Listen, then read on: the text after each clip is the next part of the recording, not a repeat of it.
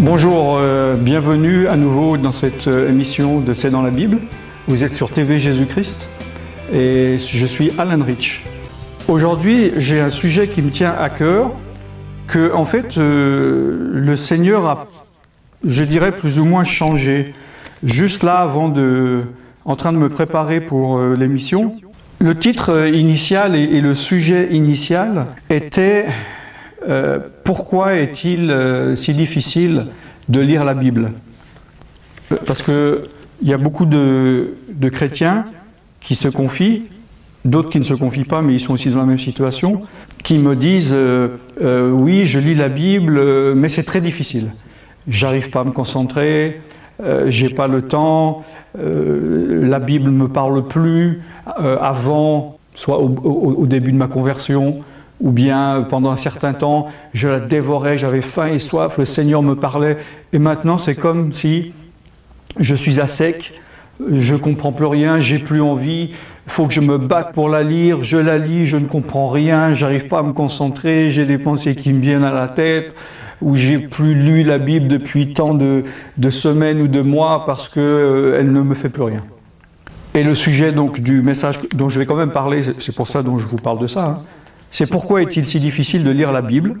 Mais une des causes et une des raisons, je vais développer cela, parce que l'Esprit de Dieu, en me préparant, m'a montré d'insister sur le sujet dont je vais parler tout à l'heure. Lire la Bible, avoir la difficulté de la lire, pour une des raisons que j'ai énumérées, c'est normal. Tout ce qui concerne l'activité spirituelle, quand vous voulez prier Dieu pour l'intercession, pour la louange, pour le combat, ou vous voulez aller à l'église, dans une église évidemment remplie de la puissance de Dieu, où vous voulez lire la parole de Dieu, il y a comme dans toute chose, il y a deux freins. Il y a votre chair et il y a l'ennemi. Alors votre chair, pourquoi? Parce que les désirs de la chair sont opposés à ceux de l'esprit, c'est-à-dire que lorsque vous avez envie de faire quelque chose pour Dieu, vous avez envie de prier, vous avez envie de lire la Bible, votre chair ne veut pas.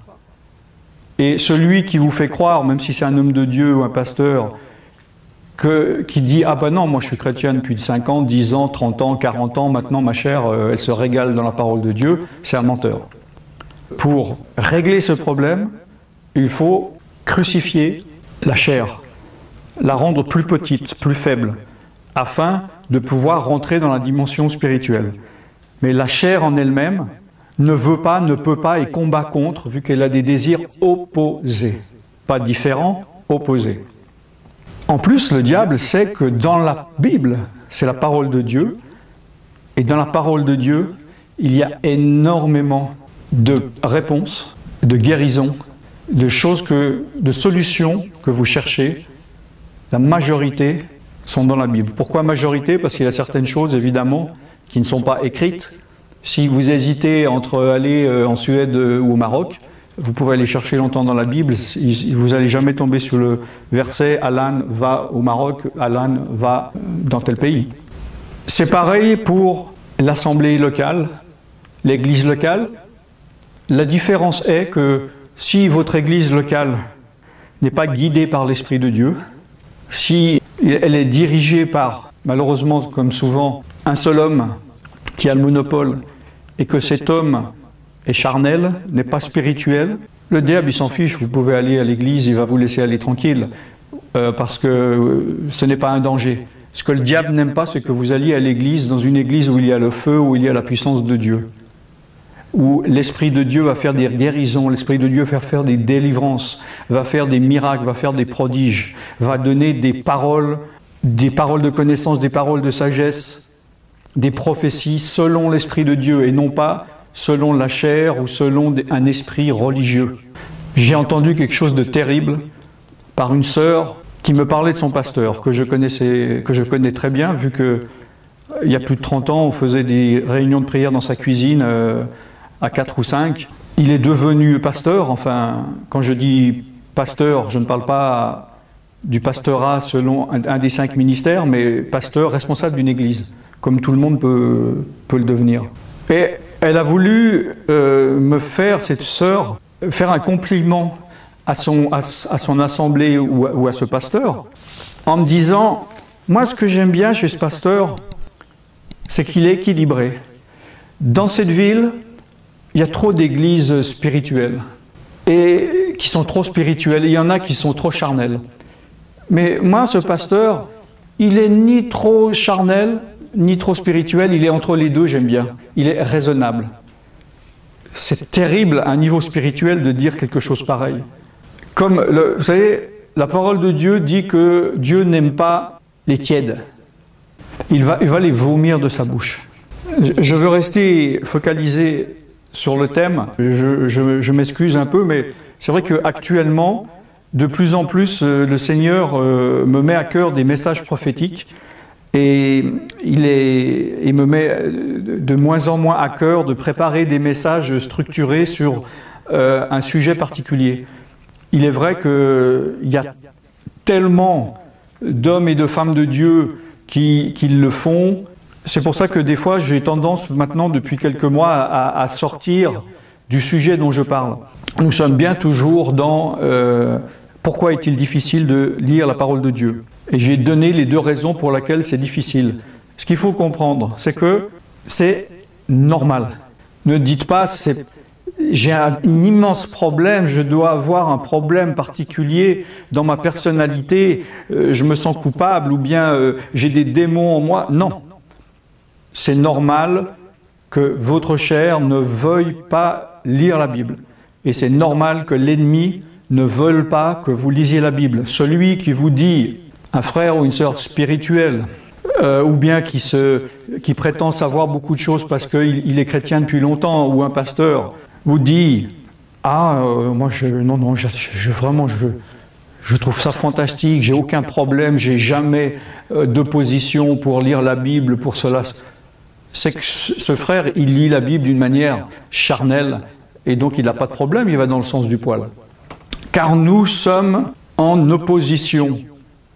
Nous sommes entourés, nous vivons dans le monde et nous sommes entourés et environnés par l'esprit du monde. Et marcher par l'esprit, suivre l'esprit, c'est aller contre la globalité, la totalité de la mentalité du monde, des non-croyants, mais également des croyants charnels, religieux, qui, puisqu'ils n'ont pas l'esprit, s'opposent aux choses de l'esprit.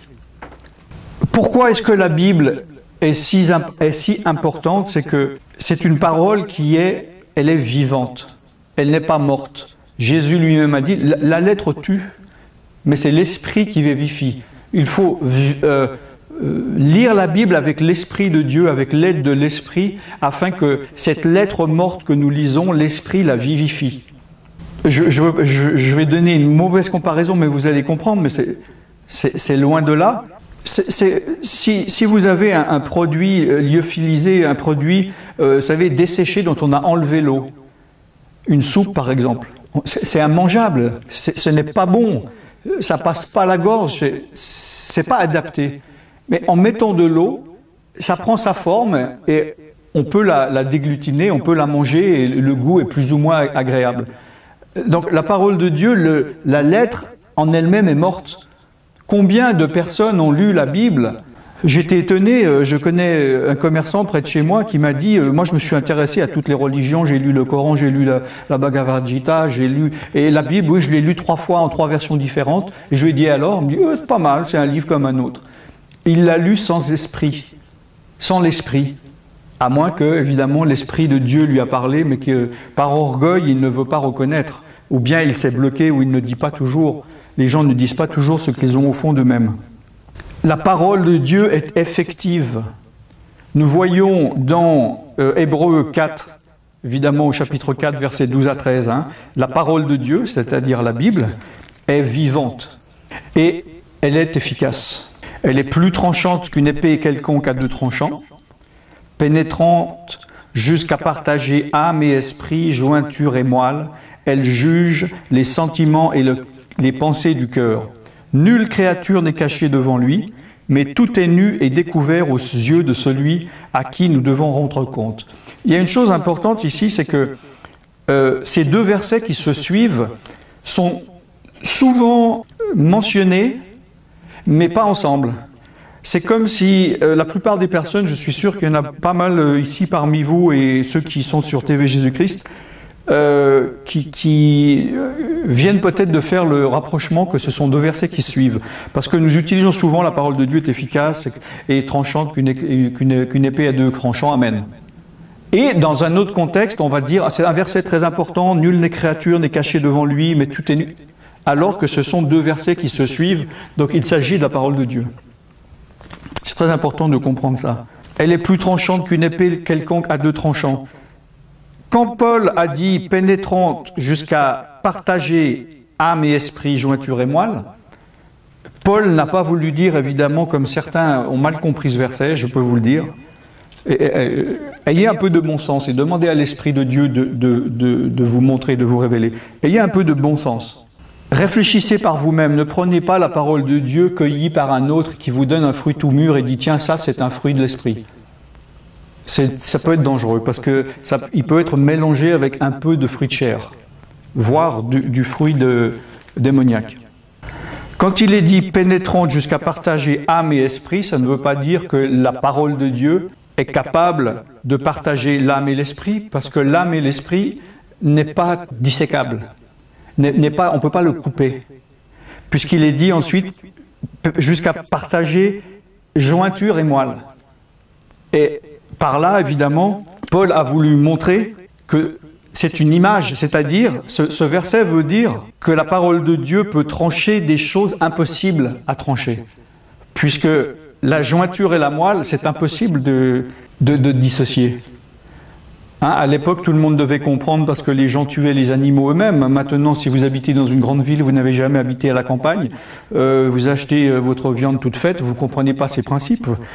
Mais il est impossible de séparer la jointure et la moelle. Et il est impossible de partager l'âme et l'esprit. Mais quand Paul dit c'est une épée plus tranchante à deux tranchantes, pénétrante jusqu'à partager, ça veut dire qu'il peut aller partager quelque chose qui est impossible de faire. Elle juge les sentiments et les pensées du cœur, des choses cachées, des choses impénétrables. Et justement, là, il est dit au verset 13, parce que nulle créature n'est cachée devant lui. Tout est nu et découvert aux yeux de celui que nous devons rendre compte.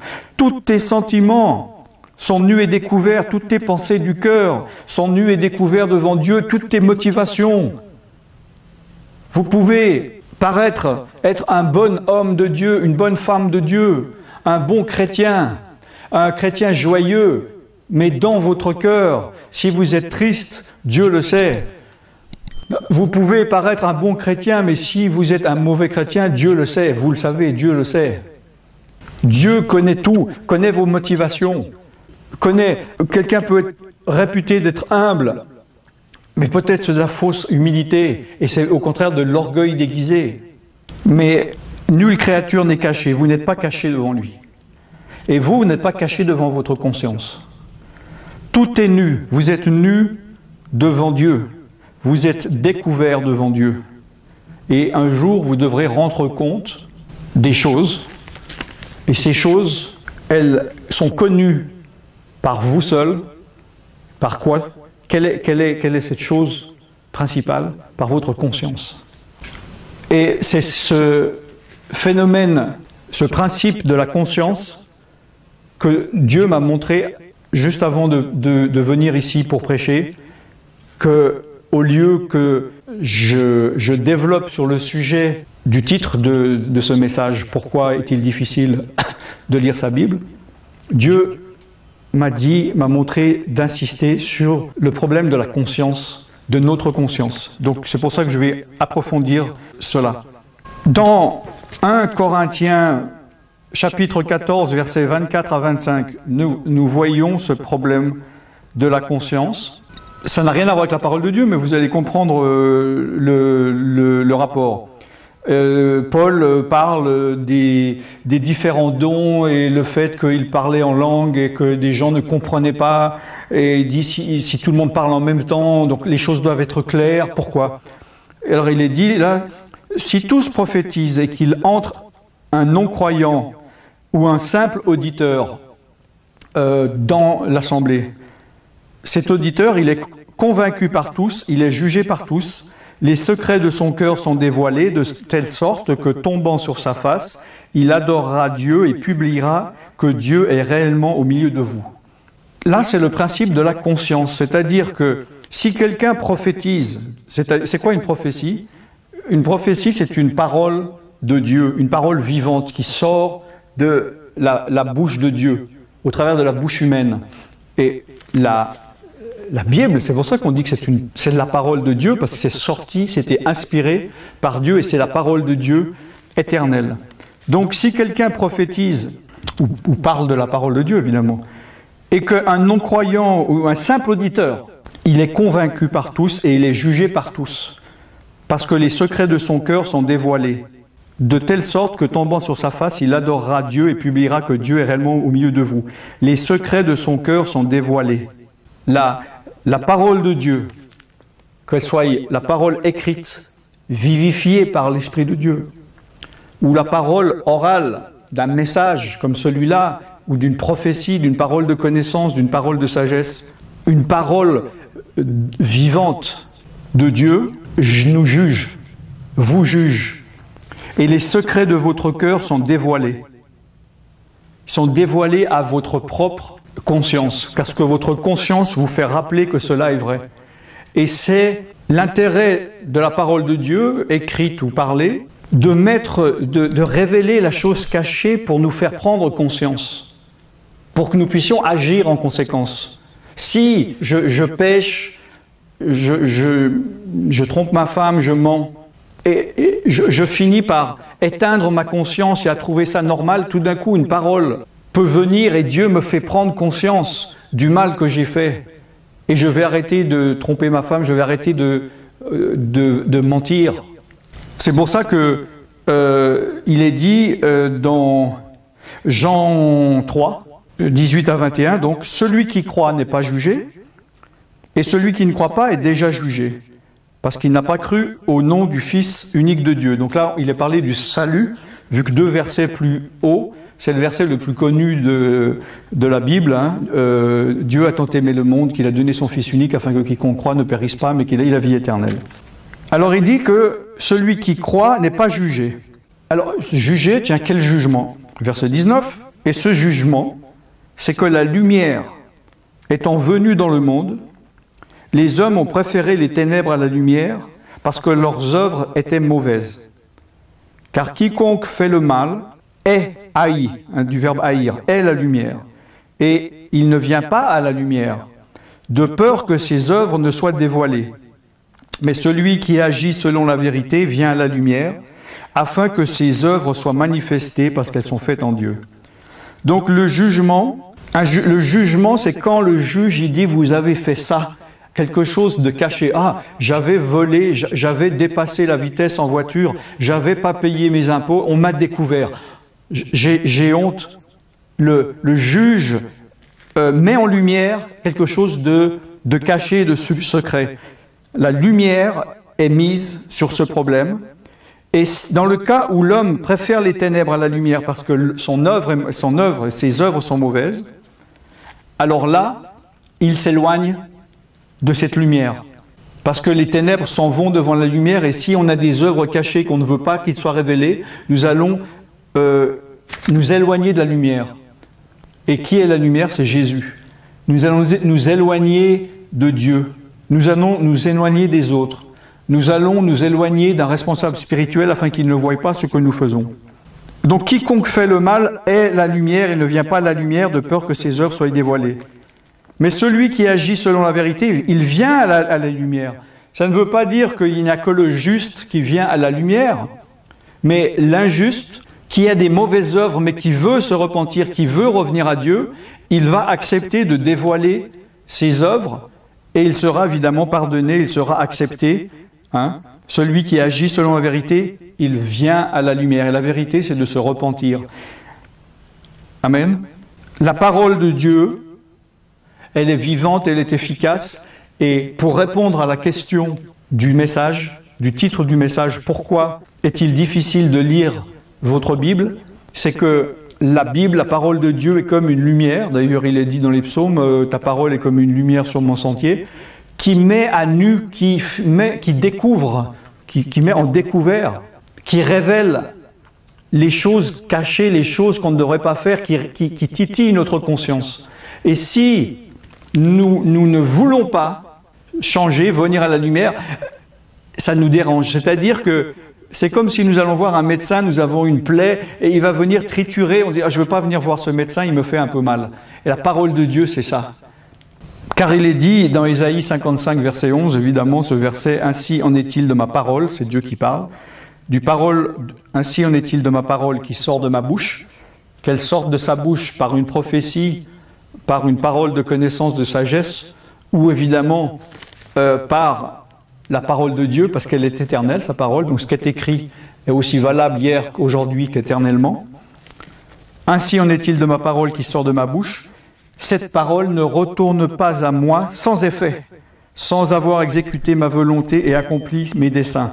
Là, parce que la parole de Dieu que nous lisons, elle ne revient pas à Dieu sans son effet. C'est pour cela que lorsque nous venons à la parole, qu'elle met à jour quelque chose et que ça nous crée un problème de conscience, il y a deux solutions. Soit nous nous éloignons et nous arrêtons de lire la parole de Dieu, soit nous restons dedans et la parole pour laquelle elle était envoyée, elle ne retourne pas à Dieu sans avoir fait son effet. Et l'action de Dieu est de trancher, de pénétrer pour juger les sentiments et les pensées du cœur, comme il est dit dans Hébreu. Tu as une conscience, j'ai une conscience. Cette conscience, c'est elle qui me donne de connaître le bien du mal, la vérité de l'erreur. Tout le monde a une conscience. Nous avons une conscience dans l'âme. L'âme, c'est notre personnalité. Nous avons été construits, notre personnalité a été construite en fonction de différentes expériences que nous avons eues. Si, à l'âge d'une année, j'aurais été transporté dans une autre famille, dans un autre pays, je ne serais pas le même. Parce que j'ai été formé. Et on m'a donné des valeurs humaines, du bien et du mal. Telle famille va dire, c'est pas bien de voler même 1 centime. Et une autre famille à côté, même si tu voles 1 million, mais c'est un riche pour donner à un pauvre, c'est pas grave. Donc, la conscience de l'âme, de la chair, n'est pas identique chez tous. Je vous conseille de regarder ma vidéo dont le titre est « Quelle est la différence entre l'âme et l'esprit ?» Parce qu'il y a beaucoup de confusion par rapport à ça, on m'a souvent posé la question. Et j'en parle un peu dans plusieurs messages, mais j'ai fait un message particulier pour ça. Donc nous avons une conscience. Ma conscience n'est pas la même que la tienne ou que la sienne. Mais maintenant, en tant qu'être spirituel, Dieu a mis une conscience au niveau des choses spirituelles. Et cette conscience, elle est universelle. Au niveau de l'âme, au niveau humain, au niveau charnel, on peut me dire... Telle personne a vraiment fait du mal, il est en train de briser notre famille. Oui, il faut faire justice et on peut le tuer. C'est pas grave. Ça, c'est la conscience humaine. Mais cette personne qui va avoir cette conscience humaine, quelque part en lui, il a cette conscience universelle, ces lois que Dieu a mis dans le cœur de l'homme, comme il est dit, la conscience de l'éternité. Il y a les lois qui sont écrites dans le cœur de l'homme et que cet homme, dans sa conscience spirituelle, il sait qu'il ne devrait pas tuer cet homme. Donc nous avons deux consciences. La conscience de l'âme, elle fait partie de cette personnalité du vieil homme qu'il faut renouveler pour qu'elle devienne identique à la conscience spirituelle originelle que Dieu a créée. Lorsque Adam et Ève ont péché, qui se sont retrouvés devant Dieu, et la première chose qu'ils ont fait, ils ont été se cacher, ils ont dit « Pourquoi tu te caches ?» Et il a dit « J'étais nu ». Il a dit « Mais qui t'a dit que tu étais nu ?» Dieu ne lui avait pas dit. Ève ne lui avait pas dit à Adam. Adam n'avait pas dit à Ève, mais c'est sa conscience. C'est la conscience du bien et du mal qu'ils ont eu le jour où ils ont mangé le fruit de la connaissance du bien et du mal que Dieu ne voulait pas que nous mangions. Et donc nous avons cette conscience, tu as cette conscience. Maintenant, il faut te laisser renouveler par rapport aux valeurs que tu as reçues en tant qu'enfant. Tu peux te retrouver en tant que chrétien, résister à certaines choses en disant « Non, non, moi je suis comme ça, je vais mourir comme ça, mon père est comme ça. » Non, il ne faut pas résister, il faut laisser l'Esprit de Dieu renouveler ta conscience afin que tu sois en accord, en harmonie avec la conscience universelle, la conscience spirituelle que Dieu t'a donnée et qui est en toi. Et c'est justement cette conscience qui te titille lorsque tu lis la parole de Dieu. Lorsque tu es né, tu as vécu dans le monde, tu n'as aucun problème de coucher tous les soirs avec quelqu'un d'autre parce que tout le monde le fait, c'est bien et c'est même bizarre si tu ne le fais pas. C'est des valeurs qui sont normales. Tu as trouvé ça normal, tu le fais. Et tout d'un coup, tu te convertis, tu nais de nouveau, et tout d'un coup, tu commences à avoir des problèmes de conscience par rapport à des choses que tu faisais, que tu avais pas de problème avec. Au contraire, même, tu allais dans le sens du poil, tu allais dans le sens du courant, et tu trouvais ça normal et gratifiant. Et là, tout d'un coup, cela te crée des problèmes, parce que la graine de Dieu a été plantée, la conscience spirituelle et universelle de Dieu a été mise en toi, et là, tu te trouves devant la connaissance du bien et du mal selon Dieu, et non pas selon les hommes. Parce que la notion du bien et du mal selon les hommes et selon la société dans laquelle tu habites est différente de la conscience universelle du bien et du mal de Dieu. Également, il y a une différence entre la conscience spirituelle de Dieu et la conscience d'un christianisme, d'une croyance religieuse, d'une chair non renouvelée, d'un christianisme charnel, d'un esprit religieux. Il faut absolument que tu sortes du carcan religieux, spirituel, charnel, pardon, dans lequel tu peux être. Nous sommes tous à un niveau différent. Et il y en a depuis le début de leur conversion, ils ne connaissent rien d'autre, il y en a qui sont tombés dedans ou petit à petit qui se sont assoupis. Et le réveil est dur. Le réveil est difficile lorsque on doit faire quelque chose de concret, alors qu'on a toujours rêvé et se dire « je le ferai un jour », c'est très difficile. Ils font donc agir en fonction de la conscience de Dieu. Donc tu peux faire, et tu dois faire, je te conseille vivement de faire la prière devant Dieu, de lui demander qu'il te révèle, qu'il te donne sa conscience, la valeur de Dieu, la valeur des choses. Il y a des choses qui peut-être, je ne sais pas, est-ce que ça c'est bien, est-ce que ça c'est mal? Les chrétiens disent que c'est bien, mais moi je ne sens pas pourquoi. Est-ce que je suis différent? Est-ce que j'ai raison? Voilà. Il ne faut pas rester dans le flou. Si vous voulez faire une prière par rapport à chaud maintenant, par rapport à ce message, vous allez répéter après moi, c'est une prière où vous allez demander à Dieu qu'il vous révèle, qu'il vous donne sa conscience à lui et non pas la conscience des hommes ou une conscience religieuse selon les hommes. Vous répétez après moi. Père Céleste, je viens devant toi au nom de Jésus-Christ. Je te remets ma conscience naturelle. Je remets entre tes mains la valeur des choses que j'ai reçues dans mon éducation. Je te remets ma notion du bien et du mal. Je veux renoncer à toute chose qui vient de ma propre chair. Et je veux renoncer à tout ce qui vient de l'esprit du monde, qui peut encore faire partie de moi. Esprit de Dieu, nettoie-moi, enlève de moi tout ce qui peut être charnel,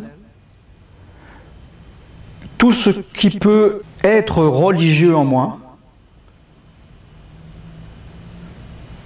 renouvelle mon intelligence et que ton esprit me donne ta conscience,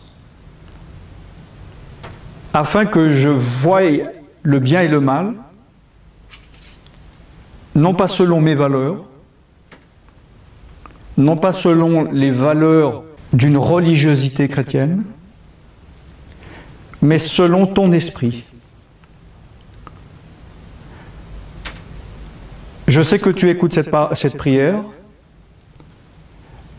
et que tu me réponds, car cette prière est adressée à toi, mon Père, au nom de Jésus-Christ, et elle est faite selon ta volonté.